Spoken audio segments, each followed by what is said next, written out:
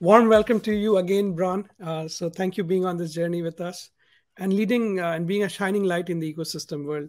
So Bron, as we know, is corporate VP ecosystems and channels at Google, and I'm delighted to speak with her. So I wanted to quickly start off with this. You've been a data-driven ecosystem leader all through, but now this Gen AI ecosystem is also coming in, and Google is kind of at the forefront of this. I just want to get your thoughts right off the bat on how is Google thinking about the Gen AI ecosystem, and what are you guys doing differently about promoting the overall ecosystem story there? Thanks, Amit. I thought I'd just add a few comments before I jump into that question, Sure. if I may. Firstly, congratulations on all the announcements and the progress you're making. If I think about what I heard summarized was streamlined processes, removing the friction of how you operate both internally and externally, solidifying some of the motions for acceleration, and then you keep on adding and expanding to be that shared space in the middle. So congratulations on that. That's what I heard from the summary of what you were talking about before. So let me jump into the Gen AI topic. And I did smile, Amit, when you spoke about a year-long security journey, because the first thing I'm going to say on Gen AI is our key focus continues to be about that trust, responsible, and accountable Gen AI with security at the core. For all of us in the Gen AI world, that should be the mantra we work with, because it's so exciting.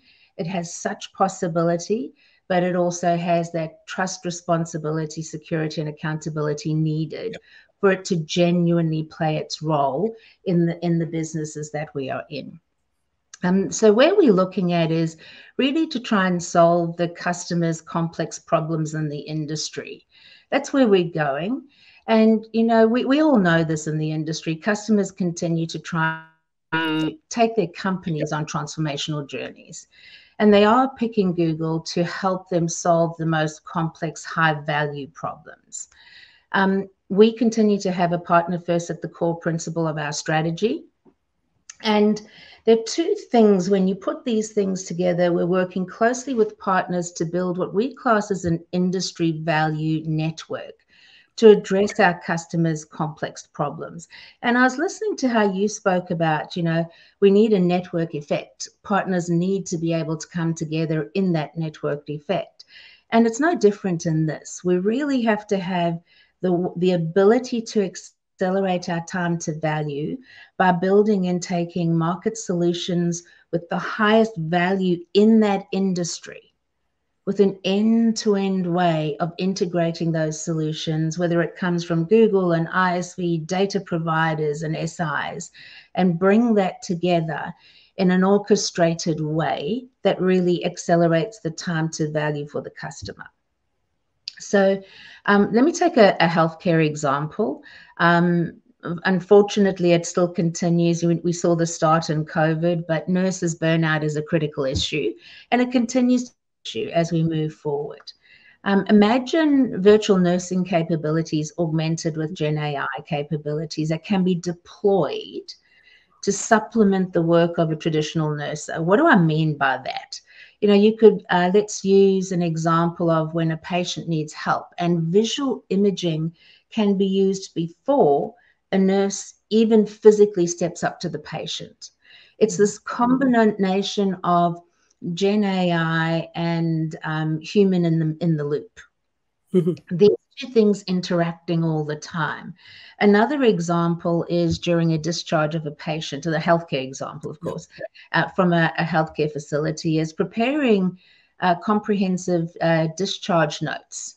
They can be time consuming. I have had a very bizarre, I won't mention exactly what happened, but on a discharge with a family member, what they put on the discharge was, mind-boggling, actually.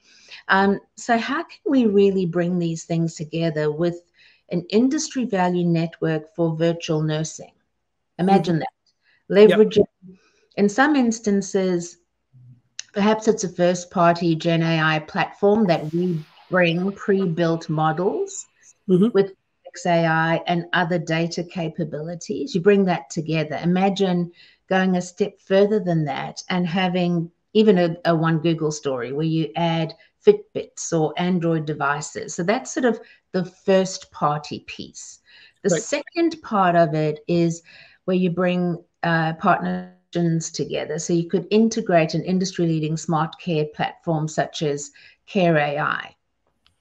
And then the third piece of that is bringing, I'm going to use a partner name as an example, leveraging someone like Quantify, who integrates and has domain of that IP and industry to deliver the end-to-end solution. So you've got first party, third party, even methodology solutions, data, Gen AI, all coming together in an orchestrated way to answer the largest question. So everyone can play, but how do you orchestrate, and how does Gen AI and data fit within that context, because it actually interoperates everywhere across that domain? So that's sort of the first one I would sort of use. The second one, I'll just give a quick example, is like financial services built on top of Gen AI to solve the pressing customer challenges of. The first one is personalized financial recommendations. We've all been around a long time, and we hear people say, this hyper personalization.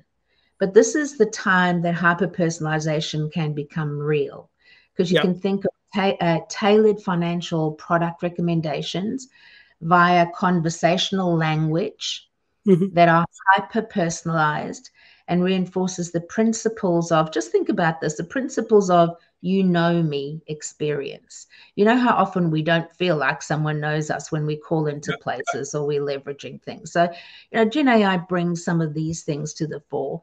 The last example I'll use is document search and synthesis. You can use Gen AI. A relationship manager could quickly identify relevant contract clauses that are needed to be updated, and then generate that tailored communication to notify the customer of that change. So it's that hyper personalization, me, being created as a combination. So I have a few things I usually like to pose questions, and excuse my voice, by the way, I've just got a bit of a hoarse throat today. I really believe we have to ask ourselves as an ecosystem, where can we additionally jointly leverage our core capabilities? Whether it's services, 1P, emerging AI technologies or solutions to answer complex customer problems. Second question, what industries, geographies, sub-industries, use cases can we immediately reap the benefits from of these industry value network type approaches? And then the last question I'll leave you with is, how do we increase our pace for time to value and time to revenue? It's about increasing pace to value. We now move through the industry with the ecosystems that need to come together in that network effect. So those are some of the thoughts on Gen AI. They're very unique, but also similar. But that trust and that accountability and security has to underpin it all. Well, fantastic. What a deep answer there, Bron. Really appreciate all these insights coming in, and thanks for doing this despite your voice. We can hear you clearly, though. Thank you. Yeah. So I know you included some of these, data and analytics and AI companies in the initial co-sell work that we did together, right? But, what is, and you mentioned how these solutions need to come together literally on the fly, where you're literally building on top of each other. So as a result, how your partnering is changing. So what's your message to ISVs about how Google is itself changing to partner up better, to bring solutions faster to market, or, make sure that they are the right ones for the customer with security, for example? Yeah, I'm gonna sort of combine two answers, if I may. In this is, how are we driving our transformation, and then I will add, which is sort of a secondary question of what you're saying. Is how are partnerships changing as a result of that transformation? So if I may, I'm going to sort of break it up into two, if that's okay. We've got so much going on. You might have got the gist from the previous answer. We really do believe at Google Cloud that the customer is the center of the ultimate measure of success. And it sounds cliche because everyone says the customer's at the center. But from our perspective, we're focused on how can partners serve the customer to drive success in partnership with our teams. And that's the core of what we're trying to do. Are customers getting what they're expecting and needing to get that value and acknowledge it by how we are working with our ecosystem and the customer? So that's the first sort of higher level. And what I say is, as customers continue to go through their digital transformation, I would say this in general, right now, in particular with Gen AI being the topic and data and, you know, some of the conversations I will share with you, I have had right now are the most unusual conversations I've had in an ecosystem and a IT environment ever. I mean, I'll pose a few questions for you, then I'll come back to where I was going with this. You know, someone said to me recently, when an algorithm is training an algorithm, who owns the IP? And the second thing they said to me is, when you take data, and we always believe in keeping the data unique to the customer, it doesn't train our models, it stays with the customer, so it's safe and it's actually theirs. But when the data is used in algorithms and develops additional data, the question was, when does it become synthetic data, and who actually owns that? Think about those conversations. Yeah, those are unique conversations. So what the customers are telling us is they're looking to do digital transformation, but they're looking for partners with very deep domain knowledge. They're looking for someone to act as a strategic counsel and support them in their journey. You know, we also know that, you know, in most customers, there are at least 7 partners in that customer. Yep. So how do we come together, right? What does it, they don't want to buy software anymore. They want to buy software with a clear understanding of some of these things that come together to actually give them the value and answer these questions they're needing to answer right now to do their digital transformation.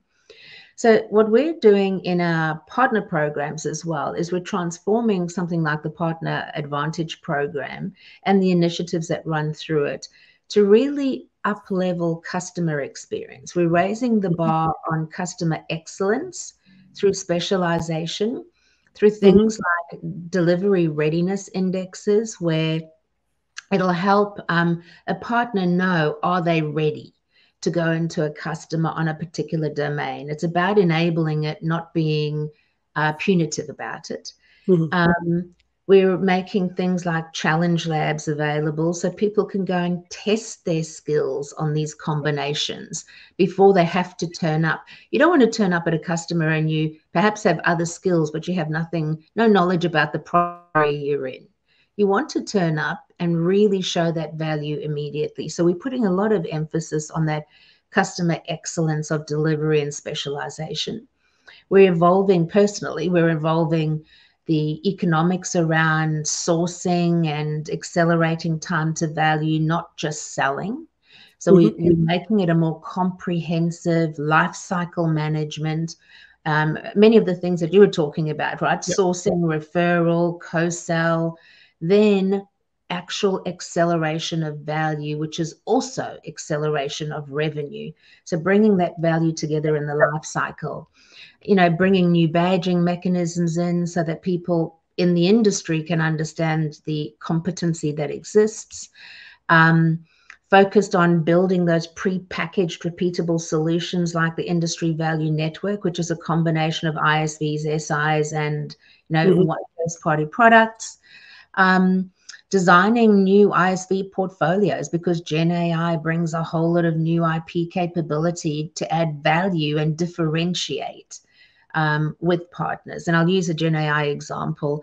In March, we announced our private preview and immediately began working with partners. And we announced, you know, areas such as Box, SAP, Twilio, Salesforce in a matter of weeks. And there's tons more coming. So how do we bring the best of that innovation and customers across all industries together in an orchestrated way, but with that customer excellence at the center. So that's the sort of the what are we changing?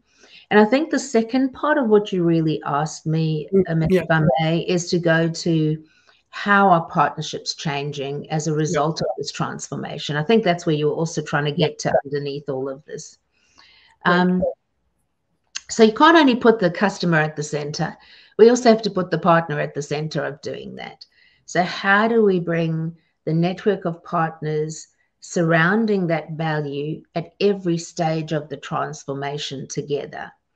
And we all know in the industry, the lines have been blurring forever, Yeah, where a GSI or a global system integrator builds an asset that could actually be seen as an ISV solution, or an asset that is packaged to the point of being able to create the value as an asset. Resellers are becoming service partners are building IP, they look more like ISVs and co-selling, and all of this is coming together. So triangulation between providers and ISVs, and you said it really well. I took a note of, you said multi-partnering, co-selling, mhm, kind of at the center of where we're needing to get to, with all of these motions and lines blurring further than they have before, and then add in data flow mhm. between these things and data providers. So I would say triangulation between service providers, ISVs, and ourselves in a multi-partner co-sell motion has never been more important. Fantastic, Bron. Uh, so if I get the drift, the Gen AI is fundamentally translating and transforming industry value networks, and new value is getting created with the customers in the center. Google itself has kind of created and transformed to meet that customer transformation journey that you're seeing, and as a result, this how you're partnering is changing. I want to take that a little bit under the covers. So you'll have to drive a lot of change at Google itself to make sure you're showing up as a better partner. What are some of the initiatives you are driving that gets to that next level of Google partnering differently? Um, I'd say, we as a product company have always had a open platform strategy. So we embrace an open ecosystem. We embrace the fact that we work even cross hyperscalers, right? We work cross hyperscalers, 100%. cross partners. We really embrace that open ecosystem strategy across all engagement models. So I was listening carefully for some of your announcements and where you're going, all engagement models. And it requires a lot of collaboration between teams internally and externally. We talked about that customer experience being our ultimate measure of success, but we equally want to focus on the partner experience. So, for me, and I've been a proponent of this, and it just becomes more important by the day. We need to look for tools and technologies that allow bi-directional engagement. You need to create transparency. And I think it was the lady from SAP that said on your customer video, you can't manage what you can't see, right? Yeah. And I've been a proponent of that for a very long time. It's about Yeah, I'll let Marie Booth know that. That was Marie Booth, Bronze. I'll let her know this. She would be excited and stoked to hear it. Yeah. And so, we've got to simplify the collaboration so that we can accelerate the time to value. We shouldn't be spending our time facing each other.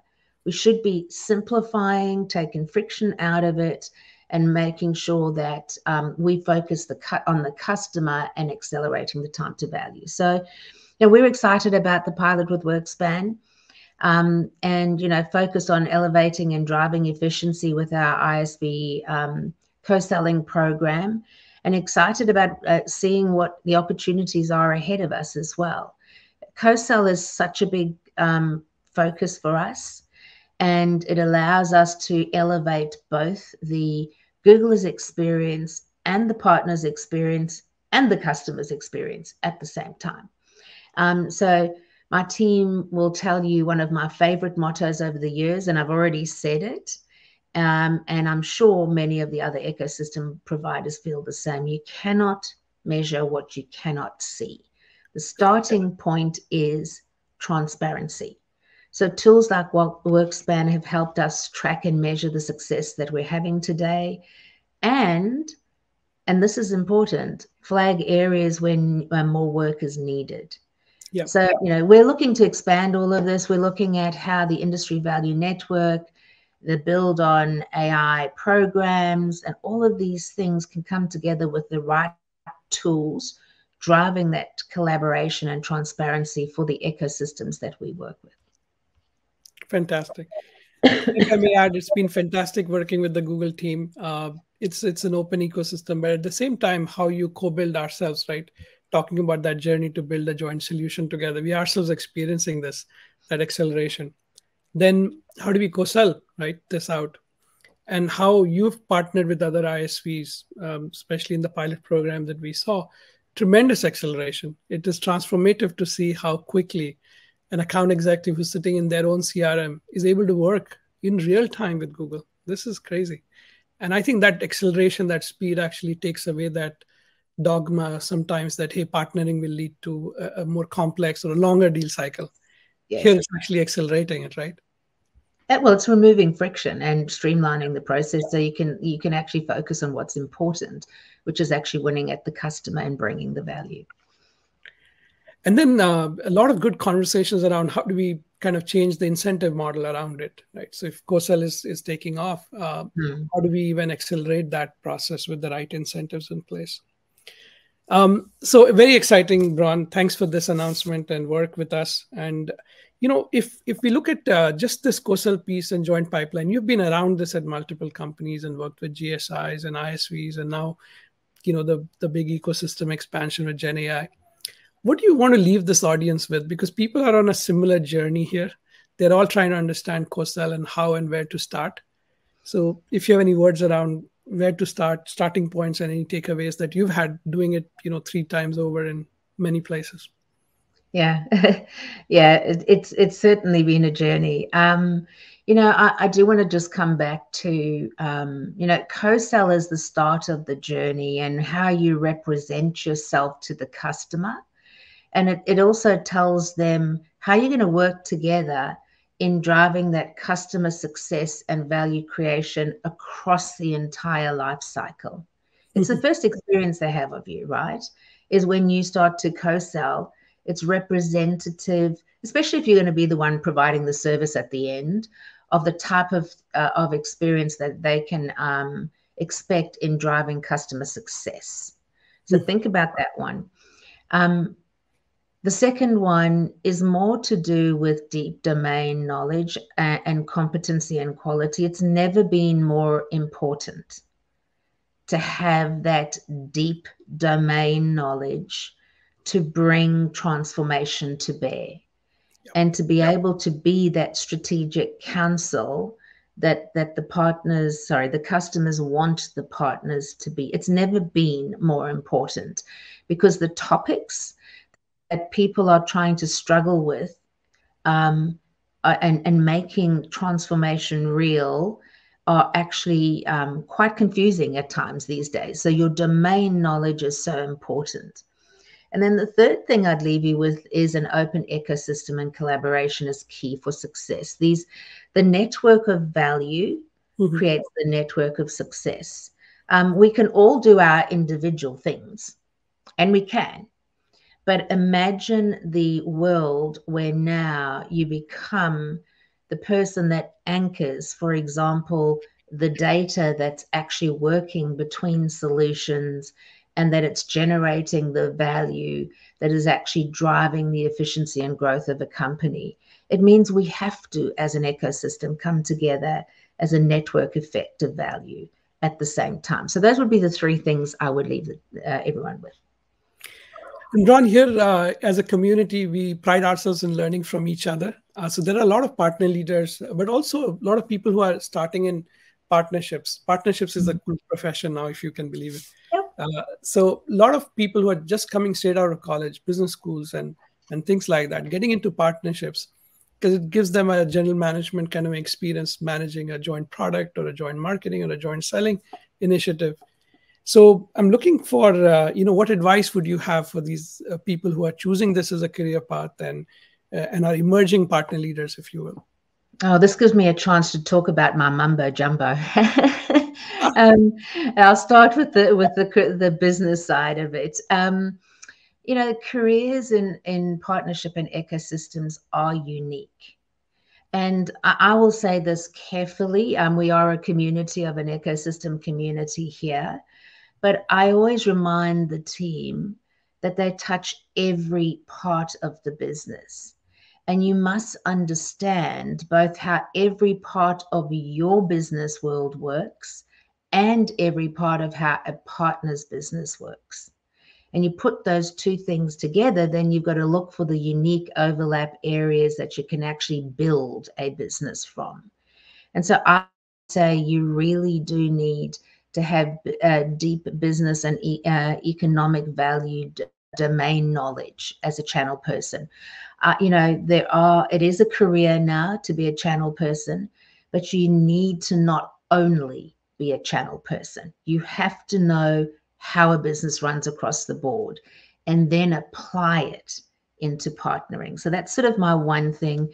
Most people that know me, I usually push really hard at not only seeing a partner world, because it gives you blind spots of how do you service customers over here? How do you actually fulfill something over there? How do you get to a market over there? Have a very well-grounded knowledge across all business. That's number one. The second thing for anyone that I speak to, specifically if they're younger in their or earlier in their career, I often talk about hard skills versus soft skills. And everyone spends so much time, focusing on product domain knowledge and, being able to position a company, and they don't spend enough time on what would be classed as soft skills. So I asked a team last night in APAC that I was presenting or discussing with, actually having a conversation with. And I said, what's your main job? And of course, everyone gives you, I'm a technical person, I'm this, I'm that. I'm like, actually, what you do most of the time is talk to influence people. Right. So why do we not spend enough time on those sorts of skills? So, I really, really, in any team I'm in, spend time investing in the power of communication and the influence drivers that serve your career, your value, and the people around you. So I'm going to summarize 5 areas very quickly that I talk about. Born skills versus learned skills. All of the communication skills are actually learned skills. Mm-hmm. So spend time on it. Spend time on it. And then my second little ditto, I say, I used to tell my daughter, people used to tell her practice makes perfect. And I say it doesn't. Perfect practice makes perfect. If you're consciously practicing all the time, then you perfect it. You have to actually be conscious about it. So that's my born versus learned skills. Second one I would say is model off what good looks like. We spend so much time defending our position versus modeling off good. And you can learn just as much from bad and learn what you don't want to do or what you don't want to have. So the second is model. Sit in every meeting. Now, everyone's going to never sit in a meeting with me. Sit in every meeting, not only listening to content and context, but also looking about how people are actually getting the result in the meeting and where could you learn something from being present in that meeting and how to build that brand of presence. The third thing, and I've only got 2 more after this, thing is self-nominate versus being nominated. Right. Throughout my career, you emulate what good looks like, and then people start to you notice, but you also have to step into the opportunities of being the leader on something or leading in a partnering world, which can be really complicated. Yeah. Last 2. These are my career ones, my mumbo jumbo, as everyone likes to tease me. I don't know how many times I've had career discussions where someone says, I don't feel empowered. And I often have the conversation of, why does someone need to make you feel empowered? Why don't you just believe you are? Right? Why don't you just believe you are? Turn up authentically. Turn up believing that you are empowered, and you can actually move a whole lot of things out the way. And then lastly, leadership is so much about bringing people with you, and making sure that they are coming along. So how do we all become that inclusive leader that actually brings people with us at every level in our career? So those are my 5 core principles. I say, apart from the first one, which I talk about, partnering is unique. You've got to use every ounce of your skill to make partnering successful.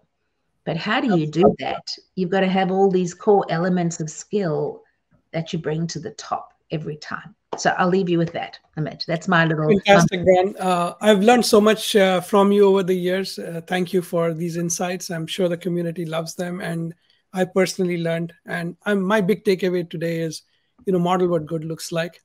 And I really feel like we can practice this in partnering, and especially in our jobs, a lot more. Big takeaway. With that, I want to open up. There are a lot of questions people want to ask you, Bron. So I want to open it up. I wanted to answer the question that you got asked earlier about compensation. Yeah, exactly. There are a lot of questions, Chip, right? This was all of these. So, Bron, I may send you a list of these questions. So if you can get the answer, we'll get a blog out on this so we can answer these questions via that. Yeah, this was great. I also liked your Bron. I liked your comment about self-empowerment. Yeah. Right. Yeah. Take back control. So that's awesome. I wanted to actually start with kind of more of a comment from Nicole, and I love this. Also, was when you were talking about partnering as a profession and needing to understand all parts of the business. It really is like being a CEO of your general manager of your business with a partner. Well, it is. I mean, I spend my day going between, everyone says, how do you do it? But it's because you have to think of it like you're building businesses. You're not only building a one-to-one partnership. And I spend my day understanding how legal looks at something, how, understanding how sales looks at something, understanding how finance is going to treat it, that's a business. That's purely a business, right? And then saying, what is your direction? Zia knows this, and he's next, I know. I say to them all the time, I say, Zia, tell me what your strategy is without us. Don't try and tell me what our strategy is. Tell me what the strategy is without us. Now I can hear where the intersect points are into what our strategies are. And the natural intersects where you can build becomes the strength of acceleration. If you're trying to make someone do something they're not planning to do or is not natural, it gets harder. But it takes every ounce of your business skill to access that the whole time. That's awesome. Awesome. Here's a question. This question is about measurement. How does Google measure the success of its ecosystem transformation initiatives, and what metrics or indicators do you use to assess the impact of partnerships? Yeah, it's no different to most of what people use. And I'm going to answer that compensation one in the process of this question. We do use resell as but revenue, we use resell, we use revenue acceleration, we use co-sell, we use all of those normal asset builds, we use capacity and quality. And that's where we're moving to the DRI, the delivery readiness indexes. So we use all of that. But, it's a little bit more sophisticated than that. Where is the partner supposed to lead? Where are we supposed to lead? How do we know that those things are happening? So I try not to oversimplify it. The output is always revenue in a cloud world, revenue acceleration, whether it comes through resell or co-sell, because the actual revenue is irrelevant of where it's sold.